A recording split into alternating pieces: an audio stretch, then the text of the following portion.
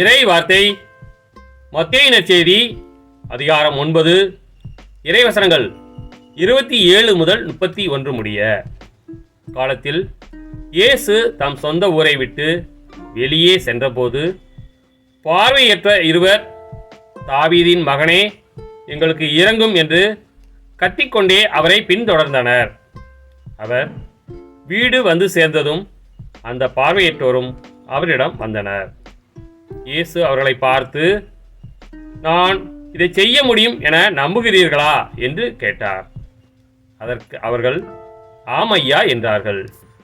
பின்பு அவர் அவர்களின் கண்களை தொட்டு, நீங்கள் நம்பியபடியே உங்களுக்கு நிகழட்டும் என்றார்.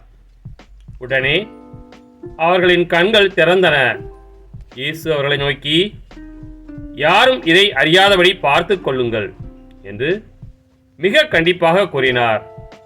ஆனால் அவர்கள் வெளியே போய் நாடெங்கும் அவரை பற்றிய செய்தியை பரப்பினார்கள். கிறிஸ்துவின் நற்செய்தி.